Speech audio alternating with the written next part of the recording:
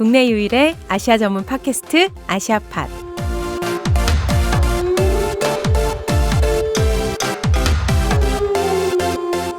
안녕하세요. 참여연대 신미지 간사입니다. 아시아 TMI 캄보디아 편 두 번째 시간입니다.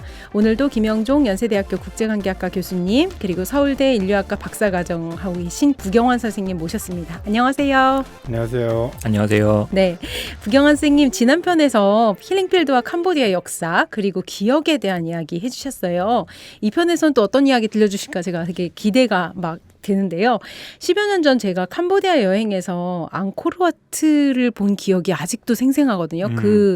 그 압도당했었던 것 같아요. 그 너무 크고 규모, 네, 그죠? 규모도 그 크고, 정교함. 예, 네, 그리고 그 네. 돌을 어떻게 쌓아서 그렇게까지 만들었을까, 막 이런 기억이 생생한데요.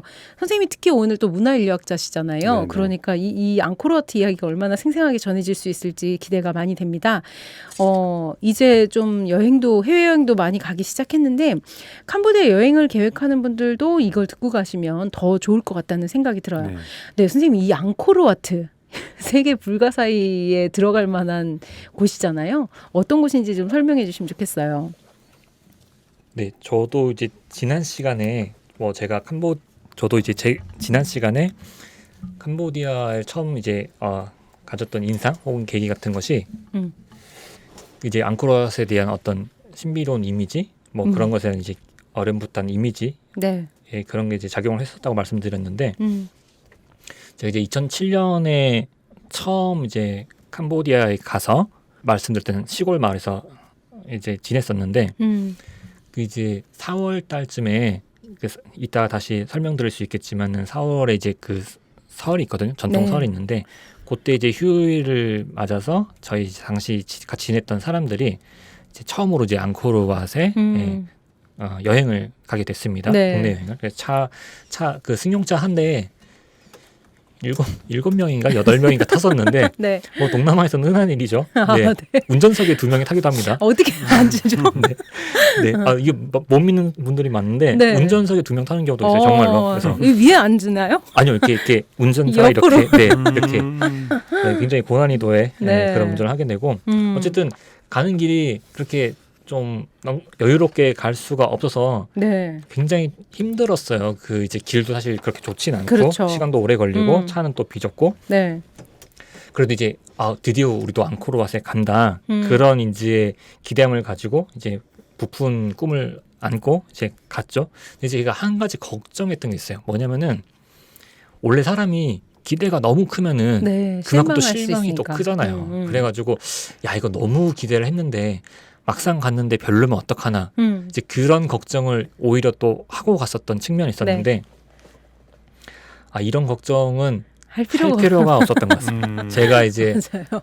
그 처음 이제 앙코르와 딱 도착해서 봤을 때 진짜 정말 그 심장이 멎는 네. 것 같은 느낌. 네, 네. 그 말로 어떻게 표현을 할 수 없을 묘사를 할 수가 없고 설명할 수 없는데 그냥 처음 봤을 때 그냥 딱 입이 벌어지고 그냥 심장이 멈춘 것 같고 모든 시간이 딱 멈춘 것처럼 맞아요. 정말 압도됐었고 아까도 두 분 다 말씀해 주셨지만 굉장히 어떤 압도적인 규모, 장엄함, 굉장히 신비롭고 근데도 또 굉장히 섬세하고 맞아요, 아름답고 그래서 이게 저는 앙코르왓 말만 들었지 굉장히 이제 기대와 걱정을 같이 했었는데 그냥 무엇을 상상하든 그 이상이었다. 맞아요. 네, 이렇게 말씀드릴 수 있을 정도로 저한테는 여전히 굉장히 최고의 유적지 중에 하나. 뭔가 그냥 단순히 유적지를 넘어서 그냥 굉장히 신비롭고 신성한 공간이라고. 맞아요. 그 느낌이 있어요. 네, 그 느낌이 죽기 전에 꼭 가봐야 된다. 그런 얘기를 하더라고요. 네, 맞아요. 맞습니다. 그게 근데 지금은 많이 그러니까 제가 갔을 때도 보건공사를 계속하고 있었거든요. 어디는 프랑스가 하고 있고 어디는 일본이 하고 있고 굉장히 많이 하고 중국도 하고 있었어요. 그랬는데 그럴 만큼 오래됐잖아요, 선생님. 이게 도대체 언제적에 만들어진 건지 좀 소개해 주시면 좋을 것 같은데요.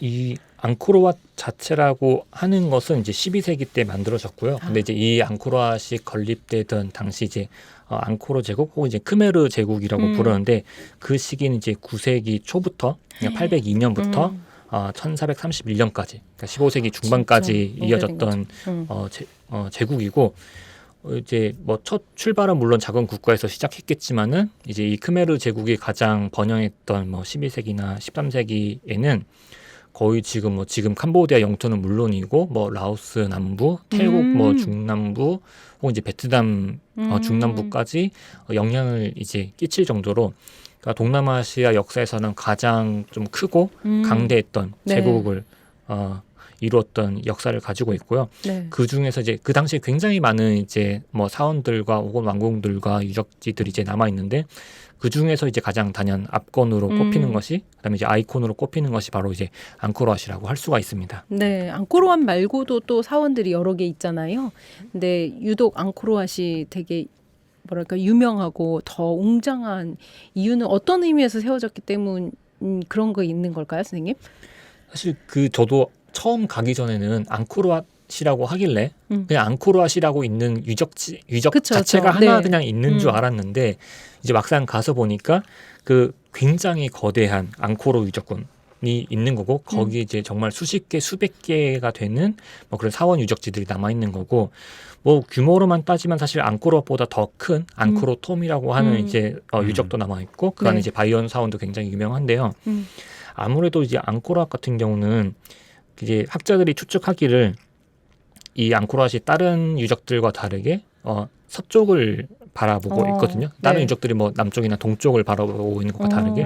그래서 아마 이것은 뭐 시바 신에게 봉헌된 혹은 사후 세계를 위한 사원일 것이다라고 이제 추측을 하는 거고 기본적으로 규모도 굉장히 크지만은 그 앙코르왓이 거대한 해자 그러니까 그 물로 담겨져 있는 그 이제 어떤 방어막이라고 네. 할 수 있는 그걸 건너서 앙코르왓이 이제 존재하게 되는데 앙코르왓도 굉장히 또 여러 층수와 여러 레이어로 이제 구성되어 있는데 그 회랑이라고 부르는 그 벽에 보면은 또 굉장히 갖가지 어떤 역사적인 이야기, 종교적인 이야기 혹은 신화적인 얘기가 다 구조로 새겨져 맞아요, 있습니다. 맞아요. 그래서 그것을 보면은 이 무거운 돌로 이렇게 건물을 만드는 것도 대단한데 네.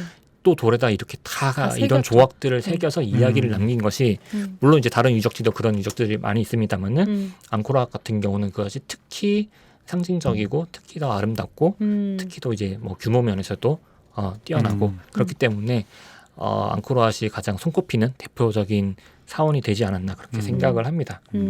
서쪽을 바라보고, 그러니까 지금의 캄보디아는 이제 불교 국가인데 앙코르왓은 아까 말씀하신 것처럼 시바신을 향해 있다는 거잖아요. 그러니까 이제 문화가 종교가 불교는 아닌 건가요, 선생님?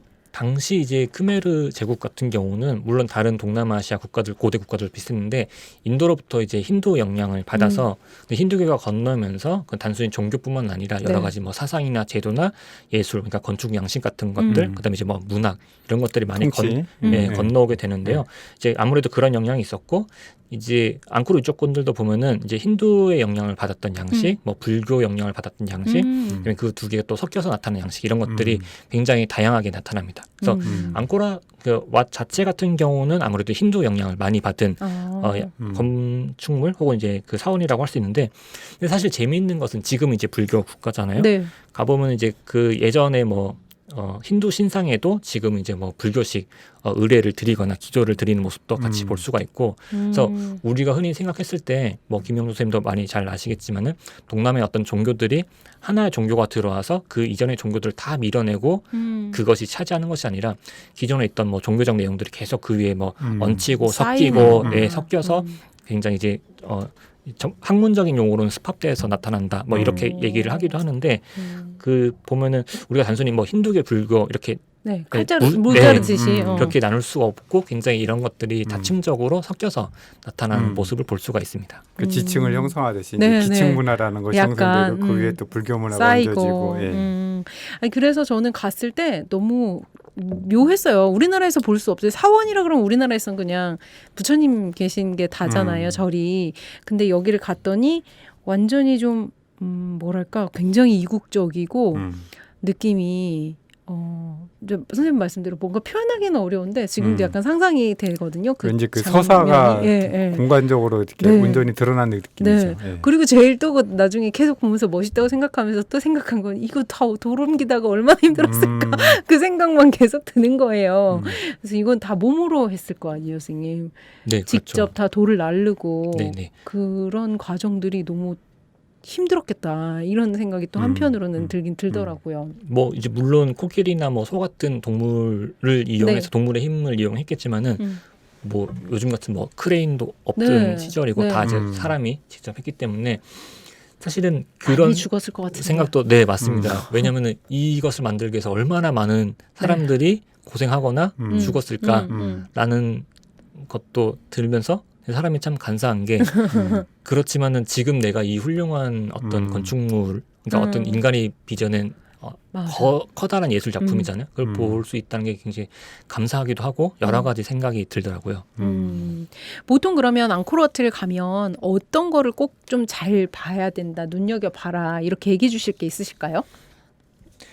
네, 가시면은 이제 뭐 앙코르왓을 보시고 그다음에 이제 그 근처에 앙코르톰이라고 하는 앙코르톰은 이제 하나의 뭐 사원이라기보다는 이제 거대한 이제 그 도시 성곽 도시예요. 우리 뭐 사대문 안이라고 할 정도로 그렇게 이제 그 안에 이제 사원이 있고 또 왕궁도 있고 여러 가지 이제 유적지들이 있는데 이게 대표적으로 이제 앙코르왓이랑 이 앙코르톰을 보통 이제 많이 보시게 되고요.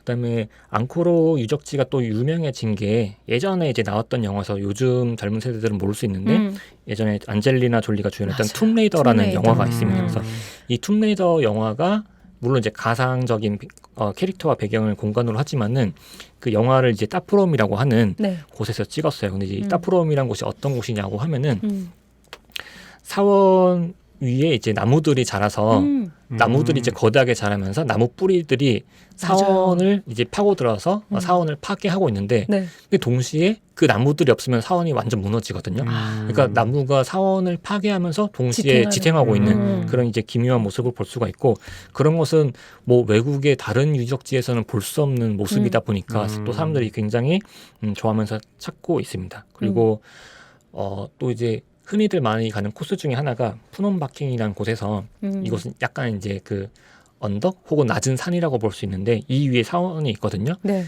이제 푸놈바킹이라는 곳은 사람들이 많이 가는 이유가 여기서 이제 일몰을 보기 위해서 많이 가게 됩니다. 그래서 앙코르 유적지 가면은 일출은 앙코르왓에서 보고 일몰은 이제 푸놈바킹에서 보는 게 약간 이제 기본적인 루트처럼 돼 있는데 그래서 앙코르 유적지를 관광 다니다 보면은 이제 계속 마주치는 사람들이 있어요. 그래서 이 상황에서 마주쳤다가 저기서 또 마주쳤다 이런 사람들인데 근데 이런 사람들이 결국 그날 푸놈바킹에서 가면은 다 또 다시 만나게 됩니다. 거기서 다 이제 일정 마무리하는. 네네. 거기서 이제 일몰을 보고 근데 일몰을 보는 게 그렇게 쉽지는 않아요. 그러니까 해가 이렇게 정확하게 떨어지는 모습 보통 이제 구름에 많이 가려지거나 그렇기 때문에 제대로 된 일몰을 보는 게 쉽지가 않고 사실 일출도 마찬가지예요. 일출도 그 아침에 뭐 구름이 조금만 껴 있어도 그 해가 나오는 순간을 볼 수가 없기 때문에 딱 그 앙코르와 사원 위로 해 뜨는 것을 보기 위해서 저 같은 경우는 처음에 갔을 때 3일 동안 매일 새벽을 가서 한 번 봤던 것 같아요. 그게 그래서 어쨌든 새벽에 부지런히 몇 번 시도해야지 사실 볼 수 있는 장면이고 그리고 이제 보통 사람들이 여기 가시면 이제 뭐 보통 뚝뚝이라고 하는 거나 혹은 뭐 이제 차량을 대절해 가지고 이제 주변부를 둘러보게 되는데 보통 앙코르왓이나 이런 따프롬이나 앙코르톰이 이제 모여 있는 사원들 말고 조금 더 이제 외곽에 있는 곳들이 있어요. 그래서 푸놈쿨렌이라고 하는 것은 이제 여기는 근처에 좀 더 높은 산인데 이곳에서 이제 그 돌을 석재를 운반해서 사원들을 만들었다고 이제 알려져 있고 조금만 더 가면 이제 번티어이스라이라고 하는 사원이 있는데 여기는 사원이 규모가 그렇게 크진 않거든요. 근데 크진 않은데 앙코르 유적들 가운데에서 가장 어떤 구조가 정교하고 아름다운 사원이라고 볼 수가 있고 특히 이제 여기 사원 건축에 쓰였던 돌들이 다 조금씩 이제 그 재질이 다르긴 한데 이 반티어이스라이에 썼던 그 사암 같은 경우는 이제 붉은색을 띠고 있고 굉장히 좀 부드러워서 그 이제 빛을 받으면 특히 이제 오후에 저녁이 되기 전에 오후 늦게 빛을 받으면은 굉장히 붉고 아름답게 좀 빛이 나고요. 왜냐면 사원 그 구조들도 사실 굉장히 정교해서 보고 있으면은 규모는 작지만은 굉장히 아름답다 이런 것을 이제 느낄 수가 있습니다. 근데 제가 말씀드렸던 거는 사실은 이제 굉장히 그 어쨌든 일반적으로 많이 가는 네. 모여 있는 이제 사원들인 거고 사실은 이제 만약에 앙코르왓을 뭐 몇 번 가보셨다 혹은 이제 남들 다 가는 데 말고 조금 더 다른 새로운 곳에 곳을 가고 가보고 싶다.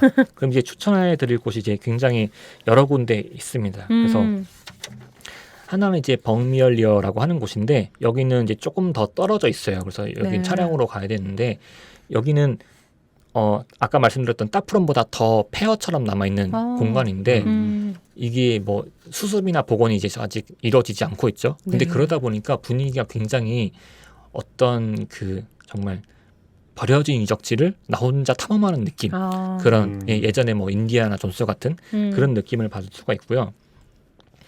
또 하나는 이제 번티어의 치마라고 하는 곳이 있는데 이곳은 이제 CM리앱에서 한참 더 가서 다른 이제 주에 있는 곳인데 여기에는 이제 굉장히 또 다른 식의 어떤 그 팔이 굉장히 많이 달린 그런 이제 불교 조각 같은 것들 구조들이 네. 있어서 굉장히 또 새로운 그런 양식들을 찾아볼 수가 있습니다. 네. 그리고 근데 이제 제가 가장 추천드리고 만약 여기까지 한번 가보시면 정말 네. 좋은 곳이다. 그다음에 제가 갔던 것 중에 여기 갔다 오길 잘했다라고 하는 곳이 이제 프레아비어라고 하는 사원인데요. 네. 이곳 역시도 2008년에 유네스코 문화유산에 등재가 됐습니다. 그래서 이 전에 말씀드렸던 그 유적들은 1990년대 초에 92년에 이제 유네스코에 등재가 됐는데 이 프레아비어라는 사원은 지금 캄보디아랑 태국 국경 사이에 위치해 있어요. 그래가지고 거기가 그렇게 높진 않지만 산맥 위에 있는 곳인데 그 산맥 위에 있다 보니까 분쟁이 영토 분쟁이 영토 분쟁. 태국에서는 야 이거 우리 땅이다, 우리 거다. 우리 땅이다. 캄보디아는 뭐 무슨 소리냐, 우리 거지라고 해서 캄보디아에서 이제 이 사원을 유네스코 문화유산에 등재를 하려고 하니까 네. 태국에서 이제 못하게 그런 이제 태클을 걸었던 거죠. 그래가지고 이게 뭐 그 지난 시간에는 제가 이제 캄보디아랑 베트남 간에 약간 피격했던 역사를 말씀드렸는데 태국도 마찬가지거든요. 왜냐하면은 예전에 그 크메르 제국이 강성했을 때는 캄보디아가 지금 태국 영토를 상당 부분 이제 영향을 미쳤던 적도 있고 사실 그 이후에 캄보디아가 영향이 약해졌을 때는 그러니까 시암, 그러니까 지금의 태국이 캄보디아 북서부를 통치했었던 적도 있었기 때문에. 그런 이제 또 역사적 관계가 얽혀 있고 사실 지금 앙코르왓이 있는 그 CM리앱 지역도 예전에 그 태국이 지배했던 적이 잠깐 있었어요. 그러다 보니까 여전히 지극히 그렇게 주장하는 사람들이 있는데 태국 가면은 태국 사람들이 앙코르왓 원래 우리 땅에 우리 땅에 있던 거다. 그리고 그 방콕에 그 이제 왕궁에 가보면은 그 방콕 왕궁 안에 앙코르왓 미니어처를 하나 만들어놨거든요. 네, 가보신 분 계실 수도 있는데 그 보면은 막 태국 가이드들이 물론 학자들은 그렇게 얘기하지 않습니다만 태국 이제 일부 가이드들은 여기 원래 태국 건데 지금 캄보디아에 있어서 뭐 이렇게 얘기를 하는 경우도 있습니다. 그래가지고 이 당시에도 저기 뭐 태국 연예인이 또 무슨 망언을 해서 캄보디아 사람들이 화나서 뭐 대사관에 뭘 던졌느니 뭐 불미 운동을 했다느니 선거 때면 그런 이슈들이 나와요. 그리고 이제 프레비어 같은 경우는 저는 그게 신비적으로 그렇게 가치가 있는지 몰랐어요. 왜냐하면은 좀 국제관계 뭐 이렇게 다루다 보니까 그게 이제 분쟁 지역화 돼가지고 그 뭐 이렇게 종종 시끄러운 이렇게 이슈들이 발생을 합니다. 실제로 군사 뭐 이렇게 파견도 되고. 근데 뭐 이렇게 보면 이제 본질적으로 그걸 가지고 영토 분쟁에 전쟁을 하겠다는 건 아닌데 그러니까 상징성 그런 것들 그리고 국내 정치적 그런 것 때문에 이렇게 좀 이용되는 그런 경우도 있고 실제로 60년대에 그 이제 영토 분쟁과 관련해서 이제 국제 재판 그거를 이제 이슈를 가져간 사례죠. 그래서 이제 제가 알기로는 판정은 그 사원은 캄보디아, 근데 그 주변의 영토는 모르겠다. 주변은 모르겠다. 이렇게 판정이 난 거죠. 그래서 그 영토 분쟁의 그 씨앗은 남아 있고, 그렇지만 이제 뭐 누구나 알듯이 일상적으로 뭐 우리가 통상적으로 아는 건 이제 캄보디아 그런 사원은 kam보디아 걸로. 네, 이제 이런 굉장히 국제 정치적인 이슈도 있고, 근데 실제 또 사원을 가서 보면은 여기가 이제 산 위에 있다 보니까 저 올라가서 보면은 이제 주변 뭐 태국 땅이든 캄보디아 땅이 다 이제 내려다 보이니까 그 경관이 이제 굉장히 우수하고 사원도 그 위에 있어가지고 어쨌든 쉽게 말하는 그 주변 환경과 뷰가 굉장히 사실은 우수한 곳이고요.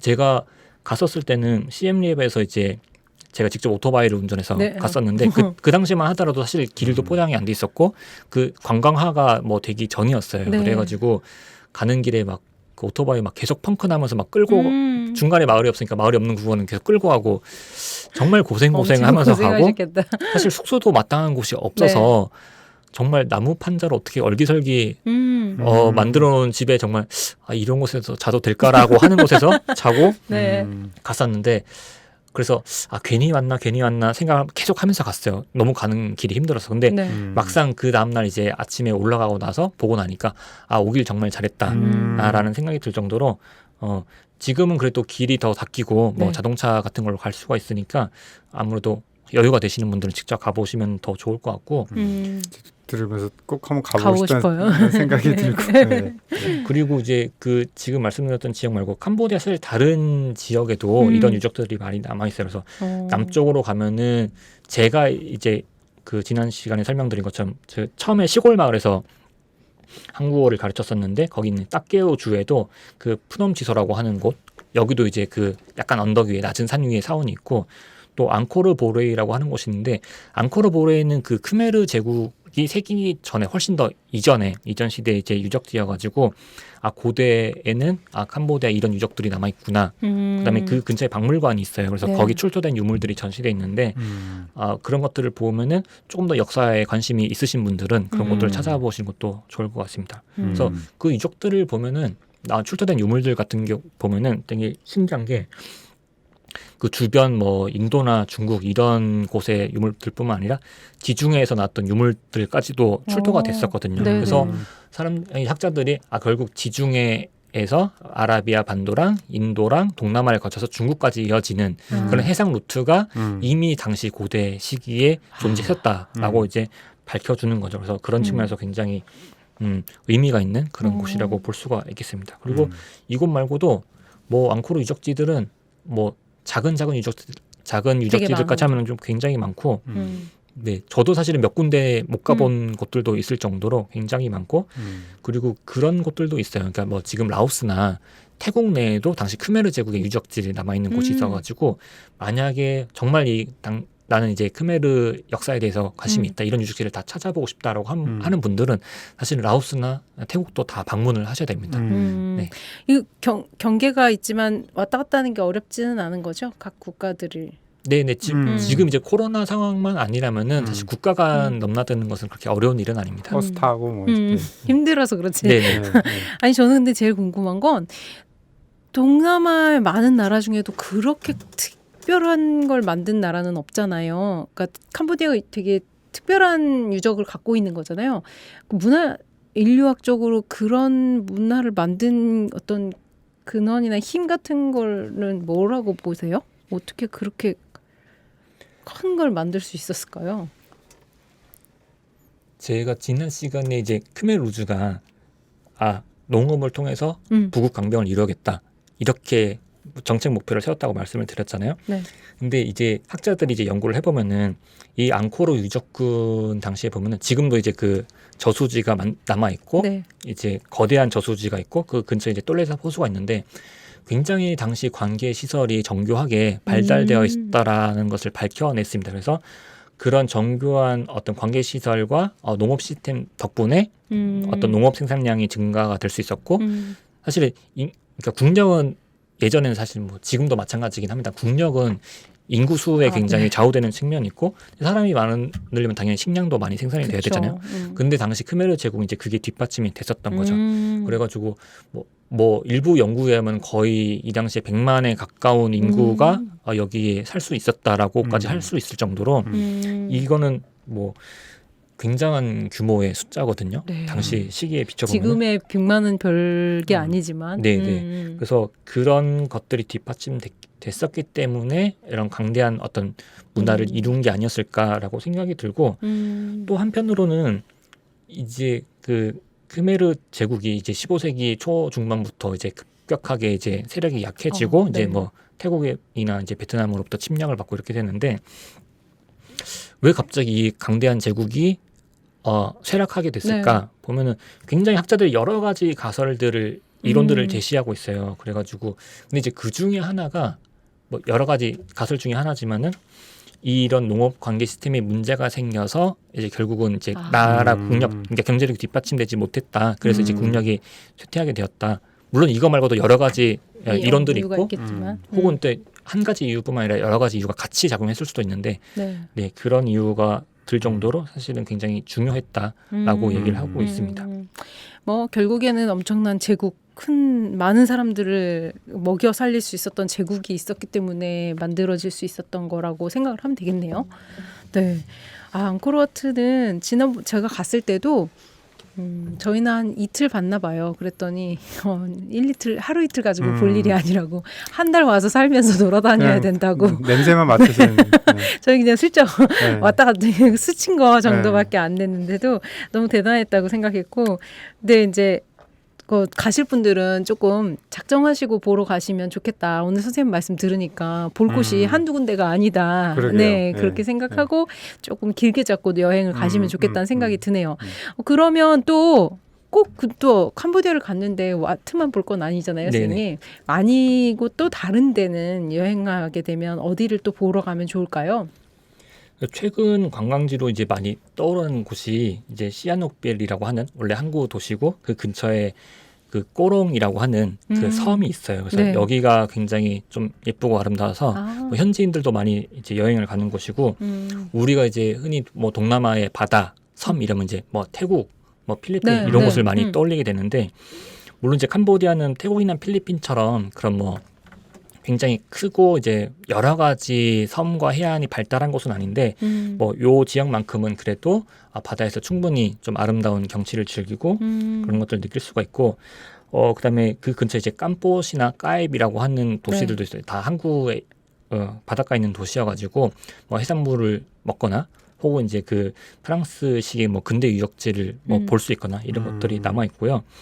그다음에 제가 이제 또 그 북동쪽에는 그 몬돌길이라는 뭐 주, 라따나길이라고 하는 주가 있는데 여기는 약간 고지되고 다 밀림으로 덮여 있거든요. 그래서 여기는 이제 좀 소수 정족들도 살고 있고, 그다음에 그 라따나길이에는 그 벙이약 라움이라고 해가지고 그 이약 라움 호수라고 하는 건데, 거기가 이제 가는 길은 굉장히 힘들어요. 프놈펜에서 저 갔을 때는 뭐 12시간 넘게 걸려가지고 이제 길이 안 좋아서. 그렇죠. 길도 안 좋은데 이제 가서 가는데, 막상 가서 가는 길은 고생했지만은 가서 이제 그러니까 캄보디아 프놈펜 중심에서 볼 수 없었다. 그러니까 다 크메르인들만 만난다고 했잖아요. 근데 크메르인들이 아닌 정말 소수 민족, 고산족들 이제 그쪽에서 볼 수가 있고, 또 이제 그런 예약람 호수가 이제 굉장히 예뻐가지고 그 경치를 즐기거나, 혹은 이제 커피 좋아하시는 분들은 그 근처에 사는 몬돌끼리 커피 같은 것도 이제 좋아하셔가지고 그런 것들 이제 많이 관광을 이제 가시더라고요. 그다음에 제가 이제 캄보디아 거의 모든 주를 가봤는데 못 가본 데가 한두 군데 있거든요. 근데 그 중에 한 군데가 이제 꺼꺼이라고 하는 곳인데, 이곳은 이제 그 태국과 좀 더 가까운 쪽에 있는 그 해안 지역이라고 할 수 있는데, 이쪽이 망그로브 숲으로 이루어진 자연이 굉장히 아름답다라고 해요. 그래서 저도 아직 못 가봤는데 다음번에 가면은 꼭 이곳을 한번 방문을 해보고 싶습니다. 반딧불도 있고 뭐 그런 거. 반딧불까지는 모르겠는데 네, 아마 있지 않을까 싶습니다. 맞아요. 원래 망그로브 숲에는 반딧불이 있죠. 집단 서식. 선생님 그래도 다 많이 가보셨군요. 그러게요. 캄보디아 곳곳을. 그 우리에게 많이 지금 그런 말씀하신 것들이 관광 상품으로 개발되거나 그런 건 아니지, 한국 분들에게요. 이제 현지에서는 이제 소규모로 이제 관광을 하게 되는데 한국 사람들한테는 아직 뭐 그렇게 많이 알려져 있거나 사실 쉽게 막 다 갈 수 있는 곳들은 아닙니다. 그래서 아무래도 푸놈펜이나 시엠리업 정도만 이제 다녀오시게 되는데, 더 유명해지기 전에 가봐야겠네요. 그러니까요.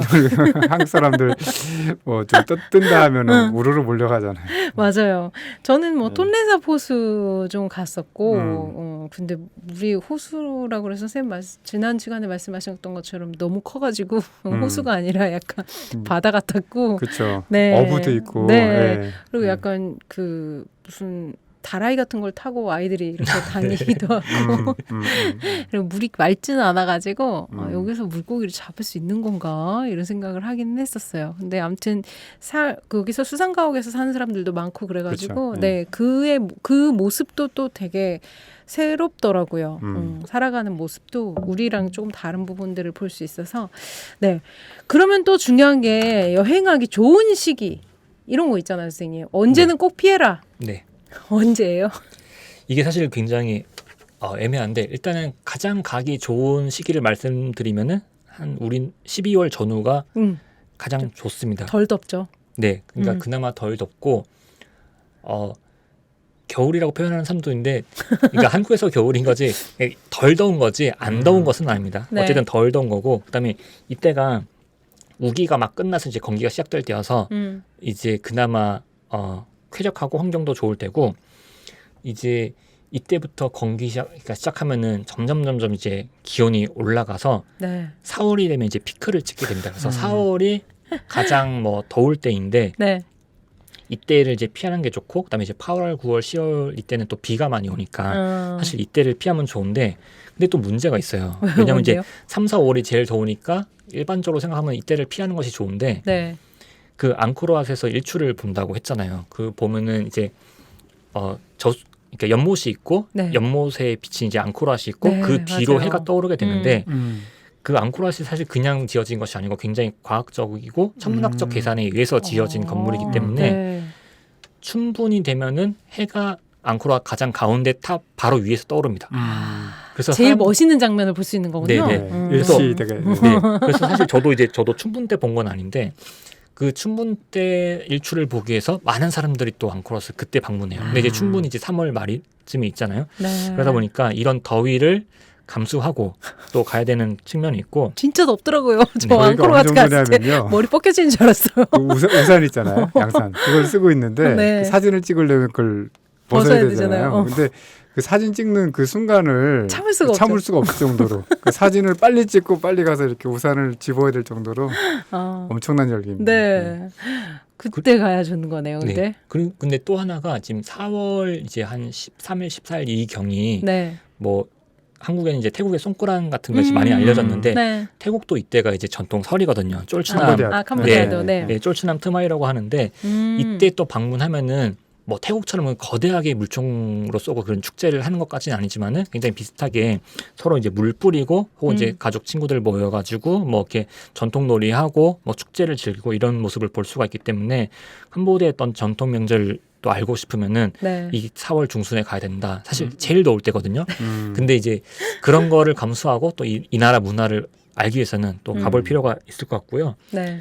또 하나가 이제 이거는 이제 이제 바깥 세계, 그러니까 외부에는 워터 페스티벌이라고 많이 알려져 있는데 이제 물축제로 알려져 있는데 그 송크란과 같은 그런 물축제가 아니라 캄보디아에서는 본 옴뚝이라고 합니다. 네. 본 옴뚝이라고 하는데 이게 보통 11월 전후쯤이 돼요. 이게 매년 이제 달라지는데 이때가 뭐냐면은 우기가 끝나고 건기가 시작되는 시점이거든요. 그래서 우기에서 건기로 바뀌는 걸 기념하게 되는데 제가 지난 시간 처음에 말씀드렸던 부분이 그 메콩강이랑 똠레삽이 이 캄보디아에서 굉장히 중요하다라고 네. 말씀드렸잖아요.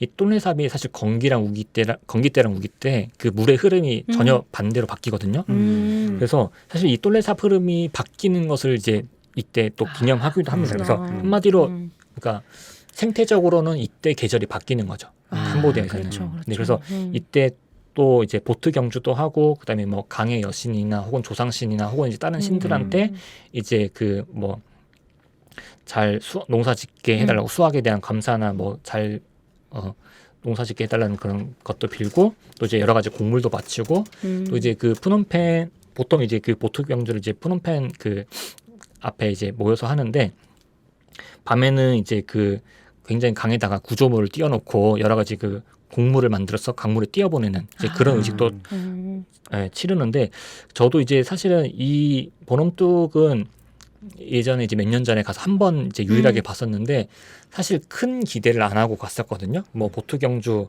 뭐 그냥 그쵸, 하겠지, 저도 뭐 보트 경주 뭐 축제 뭐 하겠지 이 정도인데 막상 이제 오히려 그 저녁 벌어지는 여러 개 신들한테 뭐 기도드리는 모습, 사람들이 단체로 모여가지고 이동해가지고 기도로 듣던 곡물을 가지고 이제 강물에 띄어보내고 또 소원을 빌고 이런 모습들이 실제로 보는 게 이제 굉장히 장관이더라고요. 그래서 그런 것들을 이제 볼 수 있으면은 굉장히 또 새로운 모습을 볼 수 있지 않을까 그렇게 말씀을 드릴 수가 있는데, 근데 여기 또 이제 아픈 역사가 좀 숨어 있어요. 킬링필드는 아니고 이 버놈뚝 축제가 사실 캄보디아에서는 굉장히 큰 축제거든요. 네. 그러다 보니까 그 보트 경주도 지역별로 경주를 하는 거여서 전국에서 이제 그 보트 선수 대표들이 나서 출전해서 프놈펜에서 경주를 하는 거예요. 근데 그리고 이제 여러 가지 축제 행사를 하다 보니까 사람들이 이제 여기 다 몰려가지고 구경을 하는데 그 한 2010년에 너무 사람들이 몰려서 그 사람들이 압사 사고가 있었어요. 그래가지고 사실 수백 명이 그때 죽고 다치고 했었는데 어머. 이런 좀 아픈 기억도 좀 남아있는 곳입니다. 그래서 처음 듣는 소식이네요. 그래서 아마 이거는 뭐 그렇게 뭐 우리나라 뭐 소개도 되지 않고 사람들이 아마 거의 잘 모르는 사건일 텐데요. 그래서 당시에 캄보디아에서는 좀 굉장히 큰 문제였고 일이었겠네요. 그래서 이제 그 이후에는 조금 이런 좀 자정하는 그런 노력들을 보이고 있습니다. 아, 그렇구나. 그러면 정리해 주신 데에 따르면 축제, 물축제나 그 춘분 행사를 보려면 너무 덥지만 4월에 가셔야 되고, 날씨가 좋은 걸 가겠다. 날씨가 좋을 때, 쾌적할 때 가겠다. 그러면 8, 9월, 7, 아니요, 그때를 피해서 12월. 12월에 가시고. 우기. 아, 비가 8, 많이 9월은 와서. 우기니까 가면 안 돼요. 그리고 나서는 11월에 이제 선생님 말씀하신 지금 이 보놈뚝 네. 그 행사가 있는 때니까. 그래서 선생님 그때 말씀을 가셔야 정리를 하면요. 네. 늘 좋다. 자주 많이 그리고 여러 군데를 골고루 가라. 다 좋다. 이제. 다 좋다. 네. 아, 너무 좋은 정보 주셔서 감사합니다.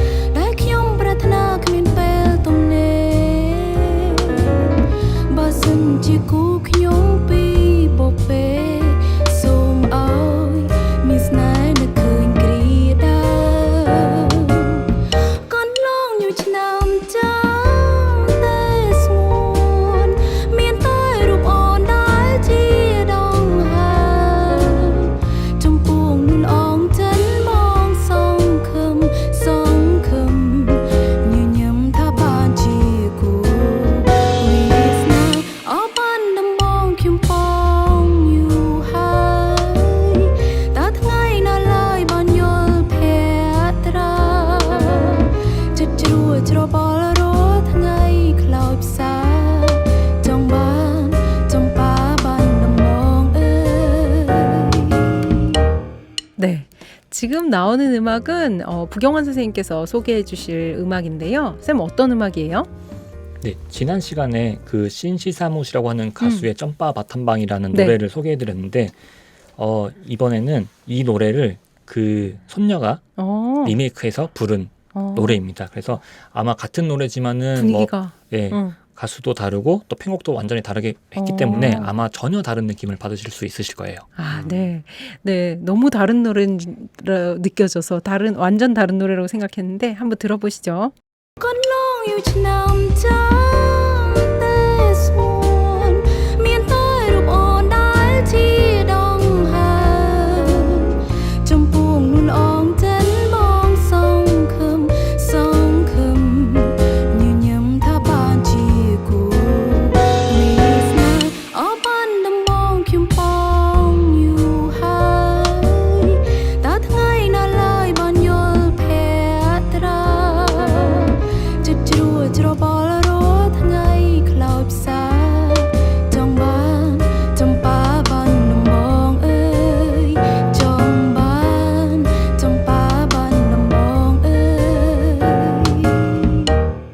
네, 선생님 문화인류학자셔서 아시아 문화연구도 이제 계속 하고 계실 텐데 요즘에 또 어떤 연구하고 계신지가 궁금한데요. 뭐 연구하세요?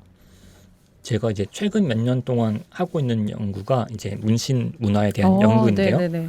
뭐 문신이라고 하면은 굉장히 또 안 좋게 생각하고 네. 족복들이 하는 거다.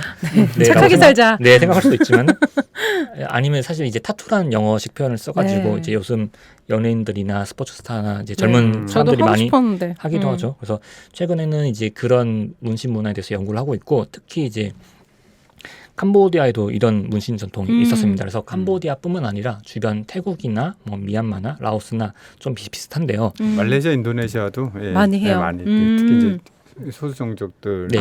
네, 네. 일상적인 특히 이제 태국이나 캄보디아 같은 경우는 예전에 그러니까 몸을 보호하기 위해서 어떤 부적의 의미로 네, 뭐 실제 부적을 만들기도 하지만 그 부적을 몸에 새기는 그런 주술 문신을 행했었는데 최근에는 이제 이런 대륙부 동남아시아의 주술 문신 관습 그런 것들을 연구를 하고 있습니다. 좀 그러면 문신 자체가 애군 그러니까 운을 좋은 걸 받고 나쁜 거는 빼고 이런 것 때문에 몸에 다 새기게 된 거라는 말씀이시죠. 근데 동남아 국가들마다 근데 좀 다른 차이점들이 있어요, 선생님? 지금 보실 때? 네, 아무래도 지금 말씀드렸던 이제 지역에서는 그런 주술적 의미가 굉장히 이제 강하게 나타나고 있고요. 그다음에 뭐 김현종 선생님 말씀하셨던 것처럼 이제 말레이시아나 인도네시아나 혹은 이제 필리핀에도 그 각 소수 종족마다 자신의 이제 종족을 나타내는 문신 관습들이 있었는데 어떤 곳에서는 이제 그 문신이 그 이제 계급이나 혹은 이제 가문을 나타내기도 하고 어떤 곳에서는 이제 성인 의례로서 그러니까 통과 의례로서 네, 뭐 어떤 곳에서는 이제 여자들이 하기도 하고 어떤 곳에서는 남자들이 하기도 하고 정말 다 제각각인데요. 그런 이제 기능들을 가지고 이제 문신을 하기도 했고 또 하나 이제 재미있는 것은 미얀마에도 소수 민족이 굉장히 많잖아요. 네. 근데 그 소수 민족 중에 이제 친이라고 하는 이름의 친족이 있는데 그 친족의 여인들 같은 경우는 이제 얼굴에 문신을 새겼어요. 근데 네.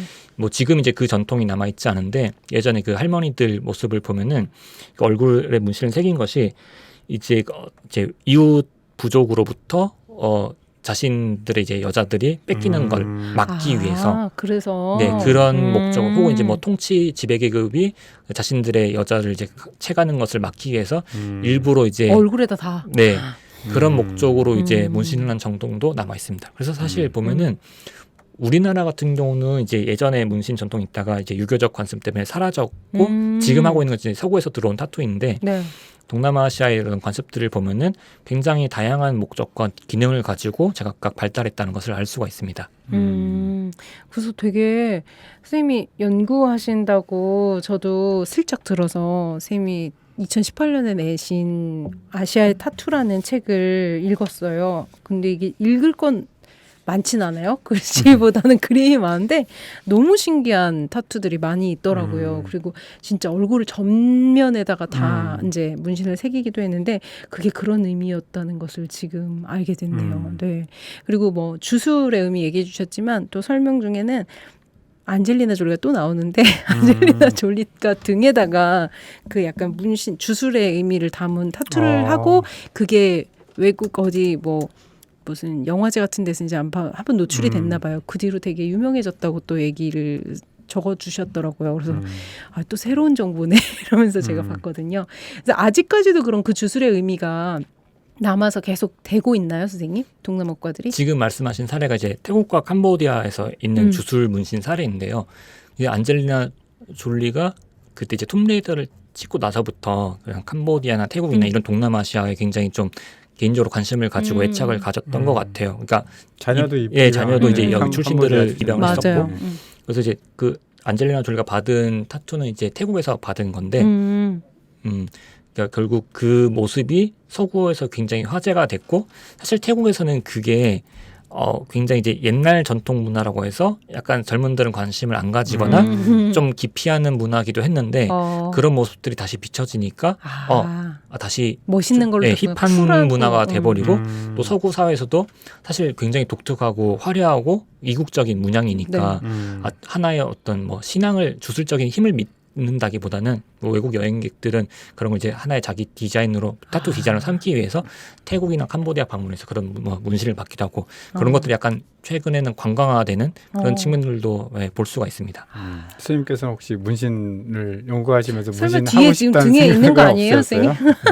항상 얘기할 때마다 다들 물어보세요. 그러면 선생님은 문신 뭐 받으세요? 어떤 거 있으세요? 물어보는데 네. 사실 저는 아직 문신을 받지 않았고 뭐 저는 이제 문신을 연구할 뿐이지 받지는 않을 것 같습니다. 네. 이제 아마도 주술적인 의미나 이런 거는 많이 사라질 거고 패션의 하나로 이제 점점 변하지 않을까 그런 생각이 들기도 하네요.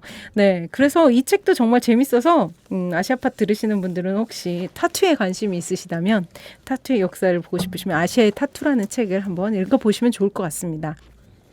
네, 그리고 또 우리 부경환 선생님께서는 제가 또 많이 서치를 해봤잖아요. 아시아 영화에도 또 관심이 많으신 것 같더라고요. 그래서 아시아 영화 칼럼도 몇 편 제가 읽었는데 선생님이 캄보디아 칼럼 영화에 대해서도 조금 써주셨는데 저는 한 번도 캄보디아 영화를 본 적이 없거든요. 그냥 중국, 홍콩, 대만, 베트남 다 봤는데 없었어요. 그래서 캄보디아는 영화를 안 만드나? 이랬는데 그래요, 선생님? 영화가 안 만들어지는 건 아니죠? 네, 아니죠. 그래서 네, 아닙니다. 근데 아무래도 캄보디아 영화는 뭐 한국 분들한테는 낯설 수가 있고 뭐 태국 영화나 베트남 영화는 몇 편 뭐 소개가 네, 되기도 맞아요. 했고 작년 같은 경우는 이제 전 그것도 봤어요. 랑종이 랑종 개봉하면서 사람들이 이제 좀 그런 이제 동남아 영화에 관심을 가지긴 했는데요. 아무래도 캄보디아 영화는 뭐 아직 대중적으로 크게 흥행하거나 뭐 널리 소개된 작품이 없다 보니까 이제 이런 얘기를 하면 사람들이 캄보디아에서도 영화를 만들긴 하냐. 그렇죠. 영화가 이런 나오나요? 반응이 이렇게 하는 경우가 대부분이고 네. 제가 이제 2007년 처음 가고 뭐 그때만 하더라도 변변한 극장도 사실 없었습니다. 있긴 있었는데 극장도 없을 정도로. 크메르루즈가 국장도 다 없앴나요? 네, 맞습니다. 그래서 당시에 감독들도 다 죽였고 뭐 배우들도 많이 죽었고 뭐 극장도 다 파괴가 됐고 했었고요. 사실 문화가 이렇게 파괴되면은 그 네, 재건하는데도 오래 걸릴 것 같아요. 맞아요. 근데 뭐 지금은 이제 현대식 극장이 이제 몇 군데 생겨가지고 사람들이 이제 또 영화를 좀 볼 수 있는 환경이 마련됐고 그 이제 크메르루즈가 극장이나 뭐 극장을 파괴하고 영화인들을 많이 죽였다고 말씀드렸는데 사실 그 전에는 그러니까 뭐 한 1960년대까지는 캄보디아에서 어떤 영화나 그런 대중문화가 굉장히 활발히 만들어지고 소비되던 그런 황금기였다라고 할 수가 있습니다. 그래서 제가 그 노로돔 시아누 국왕이 이제 독립할 때 처음 이제 초대 국왕이 됐다고 말씀드렸는데 네. 사실 이 시아누 국왕이 개인적으로 이 영화라는 것에 대해서 관심을 많이 가졌던 것 같아요. 그래가지고 캄보디아 영화 역사에서 처음으로 어쨌든 영상 작품을 만든 사람은 현재까지 시아누 국왕으로 알려지고 있습니다. 그래요? 그러니까 이것도 사실 독립 이전에 이미 뭐 시아누기 뭐 단편 영화를 만들었다라고 하는 이제 기록이 남아 있고요. 이제 독립하고 나서 이제 본인 이제 국왕이 되고 나라를 통치할 때에도 어떤 장관들이나 혹은 뭐 고위 관료들을 프랑스나 유럽으로 이제 유학을 보내서 뭐 영화를 공부하게 한다거나 영화 어떤 장비를 이제 사가지고 오게 한다거나 여러 가지 이제 진흥책들을 펼쳤고 정책적으로도 이제 이런 영화나 예술에 대해서 진흥책을 이제 많이 편 것으로 알고 있습니다. 그다음에 재밌는 것이 보통 이제 영화 하면은 지금 이제 칸 영화제 열리고 있는데 영화제가 또 이제 그런 영화 산업에 어떻게 보면 이제 좀 나타낼 수 있는 지표라고 할 수 있는데 그 시아누 국왕이 1968년에 푸놈펜 영화제라는 것을 자기가 직접 만들어서 나름 이제 국제 영화제라는 타이틀을 가지고 영화제를 개최하고 본인이 그 대상을 가져가는. 네. 자기가 가져갔어요? 네. 좀 그러네. 시아누 그 자체 스토리를 영화로 만들어도 될 것 같은데요. 네. 본인이 직접 이제 연출한 작품들이 지금도 이제 유튜브에 찾아보면 몇 편 화질은 굉장히 안 좋아서 사실 보기 힘든데 작품들이 남아 있고 이 푸놈펜 영화제는 뭐 68년, 69년 이제 두 번만 하고 그 이후에 이제 내전 때문에 열리지 못했는데 그럴 정도로 사실 60년대까지는 이런 캄보디아의 대중문화가 나름 황금기였다라고 이제 설명을 드릴 수가 있습니다. 이것도 정말 다른 정보, 그러니까 못 들어본 이야기예요. 그래서 왕이 영화를 만드는데 상은 또 받고 싶으셨는지 상을 만드셔서 자기가 수상하시고 그렇지만 어쨌건 굉장히 문화적으로는 관심이 많으셨던 분이었네요. 근데 이제 어쩌다 보니 크메르루즈 때 많이 돌아가시기도 했고 파괴돼서 이제 그러면 지금 현대에서는 많이 제작되고 있나요? 아무래도 지금 영화 인프라가 사실 많이 파괴됐고 경제적, 그러니까 산업적으로도 많이 충분히 발달한 상태는 아니에요. 그래가지고 물론 이제 지금 캄보디아 영화인들이 영화를 만들고는 있지만은 이제 주변에 좀 더 영화에서 발달한 영화 산업이 발달한 뭐 인도네시아나 태국이나 뭐 베트남이나 사실 이 정도까지 수준에 아직 이제 이르지 못하고 말씀해 주신 것처럼 지금 재건하고 있는 단계라고 볼 수가 있습니다. 근데 이제 그래도 고무적이라고 할 수 있는 것은 이제 최근에 이제 좀 젊은 영화인들이 네. 좀 그래도 나름 두각을 나타내고 있고 뭐 국제 영화제에서 좋은 평가를 받고 있고 그다음에 이 지금 젊은 영화인들이 나서기 전에는 그 당시 이제 크메 루즈 당시 시절에 그 참화를 피해서 이제 유럽으로 망명했던 그런 사람들 중에 이제 영화인으로 성장한 분들이 있어요. 그래서 주로 이제 뭐 프랑스나 혹은 이제 일본 또 미국에서 활동하면서 영화 작업을 하게 되는데 아마 우리나라에도 조금 소개된 분이 이제 리티판이라고 하는 그런 감독님이 있습니다. 그래서 이분은 이제 프랑스로 가서 프랑스에서 이제 영화를 공부해서 작품 활동을 하시는데 이제 많은 작품을 만들었고 이제 이분의 작품이 이제 뭐 국내 영화제, 그러니까 부산 영화제나 전주국제 영화제에 몇 편 이제 소개가 됐고 아마도 그 EBS 국제 다큐멘터리 영화제인가? 네, 거기도 이제 작품이 소개된 걸로 알고 있어요. 제목이 뭐예요, 선생님? 여러 가지 작품이 있는데 가장 이제 최근에 대표적인 작품이 그 더 미싱 픽처라고 해서 잃어버린 사진이라고 이제 우리나라 아마 제목이 붙었을 텐데 이게 이제 처음으로 이제 칸 영화제 주목할 만한 시선에 이제 초청되기도 했고 네. 물론 이제 다른 영화제 칸 영화제 또 초청되긴 했지만은 그다음에 캄보디아 영화 최초로 이제 아카데미 최우수 영화상 후보에 노미네이트가 됐습니다. 오, 대단하네요. 이 아카데미 최우수 영화상이라는 것이 이제 각 국에서 영화협회에서 이 출품을 하는데 네. 낸다고 다 선정되는 거 후보로 선정되는 것도 사실 굉장히 영광이죠. 힘든 일인 네. 거거든요. 네, 캄보디아 작품 중에 최초로 선정이 됐고 그 다음에 이제 우리나라에서 볼 수 있는 작품들은 사실 많지가 않아서 그렇죠. 사실 거의 없다시피 해서 아쉬운데 그 여러 번 언급되는 이제 안젤리나 졸리가 직접 자기가 연출한 영화가 있어요. 그래서 아까 말씀드렸던 리티판이 이제 제작을 하고 안젤리나 졸리가 이제 감독을 맡았는데 우리나라에는 아마 제가 알기로는 넷플릭스에서 볼 수 있는 것으로 알고 있고요. 아, 그래요? 이게 실제 크메루즈 당시 시절의 생존자의 수기를 바탕으로 한 것입니다. 그래서 그들이 아버지를 죽였다라는 제목으로 우리나라에서 보실 수가 있는데 그들이 아버지를 죽였다.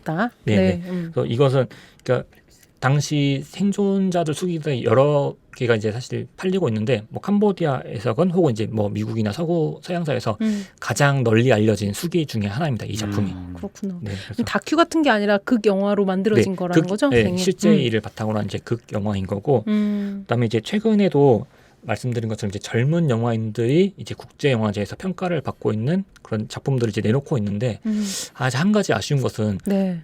부산 국제 영화제나 뭐 전주 국제 영화제 같은 영화제에서는 이런 작품들을 간간히 볼 수 있는데 아직 뭐 극장이나 그러니까 상업 영화로서 개봉하거나 혹은 이제 OTT 서비스에서는 볼 수 있는 작품들이 거의 없어서 이 부분이 조금 아쉽다라고 할 수 있습니다. 그러네요. 그래도 저는 오늘 선생님이 소개해 주셔서 그러게요. 진짜 캄보디아 영화를 넷플릭스에서라도 찾아볼 수 있는 영화가 있다는 것을 알게 돼서 너무 감사합니다. 찾아보셔야 돼요. 네, 저 봐야 되겠어요. 요즘에 자꾸 애플 TV 또 열심히 보느라고 밤에 너무 늦게 자는데 그래도 그건 봐야겠네요, 선생님.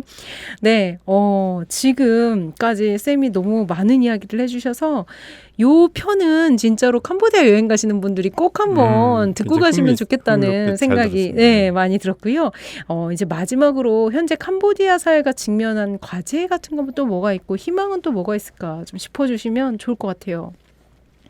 당장 눈앞의 과제라고 하면은 모든 나라가 그렇지만 사실 이제 코로나 포스트 코로나 극복을 하는 거고 이제 캄보디아 같은 경우는 뭐 올해 이제 2, 3월에 오미크론 때문에 또 이제 확진자랑 사망자가 늘어났다가 지금 이제 안정화가 된 상태거든요. 그래서 뭐 그래도 나름 우려했던 것보다는 캄보디아가 코로나를 잘 버텼다라고 좀 평가를 할 수가 있을 것 같고, 근데 이제 그것 뭐 직접적인 피해도 입었지만 사실 뭐 여러 가지 산업적인 측면이나 관광업이 특히 멈추면서 굉장히 많은 사람들이 이제 피해를 받고 있는데 아마 이 부분이 복구가 되는 것이 당장 이제 우선 과제인 것 같고요.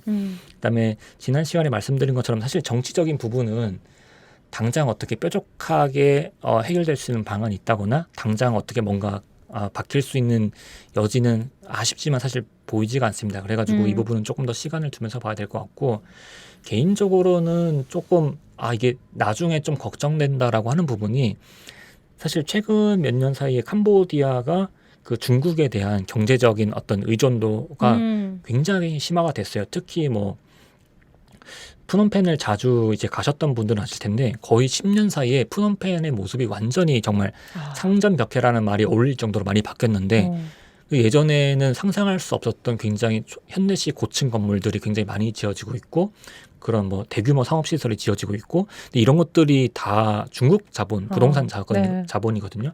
왜 아까 저기 여행지 중에 소개한 곳이 이제 그 시아녹빌이라고 하는 곳이 거기 뭐 대규모 어떤 뭐 카지노랑 위락 시설이 들어오고 리조트나 이런 거 들어오는구나. 사실은 10년 전만 하더라도 상상할 수가 없는 모습이었어요. 그러니까 상상 불가능한 모습이었는데 이렇게 빠르게 바뀌는 것이 당연히 이제 그러면 이 이후에 중국 자본이 만약 빠져나갔으면 나갈 경우에 어떻게 할 거냐 혹은 중국 자본이 계속 들어왔어도 이렇게 중국에 경제적으로 종속되는 이후에 캄보디아 사회가 어떻게 바뀔 것이냐 그 안에 또 뭐 사회적 갈등이라든가 빈부격차라든가 이런 게 다시 또 양극화되는 현상은 어떻게 해결을 할 것인가 이런 것들이 좀 중장기적인 과제로 좀 우려되기도 하고 사실 캄보디아인들도 좀 걱정을 하는 분들이 있는 것 같아요. 근데 당장에 이제 지금 여당으로서는 당장 이제 눈앞의 경제 성장이라든가 경제 성장에 기반해서 자신들의 이제 정권을 계속 재창출하는 것이 있기 때문에 이런 부분들 이제 포기할 수가 없어서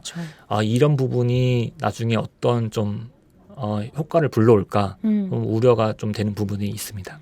동남아 많은 국가들이 지금 그 중국 자본에 대한 고민이 되게 많이 있는 것 같아요. 선생님들이 다 오셔서 말씀해 주시는 게 그 이야기가 많아가지고 그럼 그래도 희망이라는 것은 무엇이 있을까요?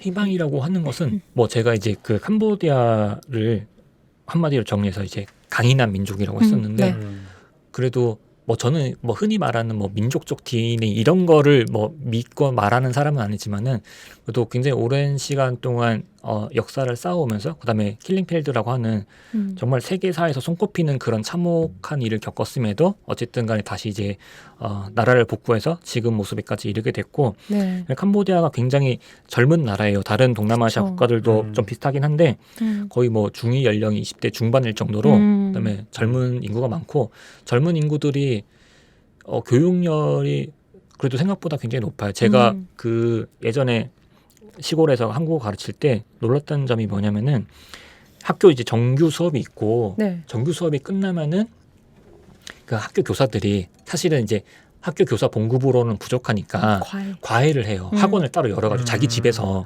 근데 이제 사실 뭐 그 돈이 막 1달러, 2달러 한데 사실 1달러, 2달러도 큰 돈이거든요, 시골에서.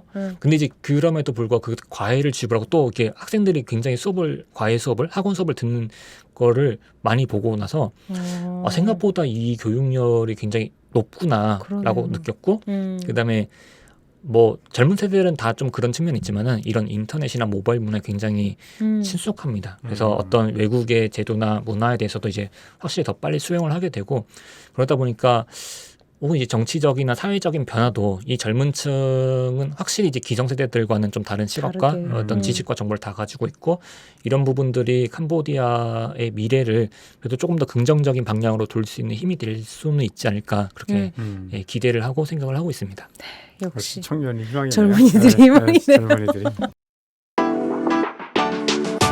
놀때 홍대 참여연대 우리가 할 수 있는 것들 지금 뭐하네 놀때 홍대 참여연대 아직도 회원가입하지 않고 뭐하네 놀때 홍대 참여연대 우리가 할 수 있는 것들 지금 뭐하네 놀때 홍대 참여연대 아직도 회원가입하지 않고 뭐하네 바로 너 바로 너 바로 너 바로 너 당신이 우리의 든든한 배후 0% 0% 0% 0% 우리가 받는 정부 지원 0% 시위꾼 아냐 시민의 파수꾼 유엔이 인정하는 시민단체 파트너 행동하는 시민과 함께하는 권력 감시기구 참여연대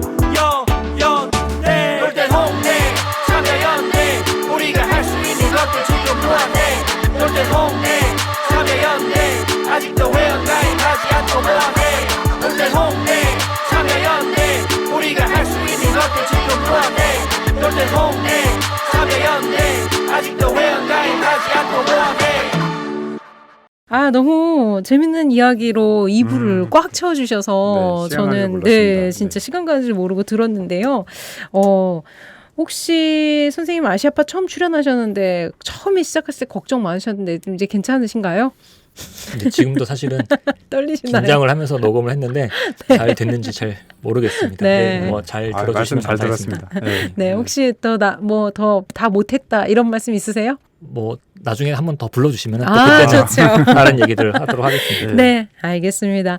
앙코르와트부터 여행 이야기, 그리고 캄보디아의 영화부터 시작해서 문화 이야기까지 캄보디아의 아주 다양한 모습을 선생님이 오늘 엿보게 해주셨던 것 같아서 너무 감사드리고요.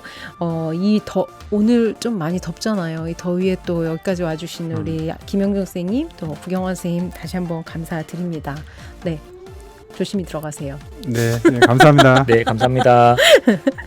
네, 아시아 TMI 캄보디아 2편은 여기까지입니다. 들어주셔서 감사합니다.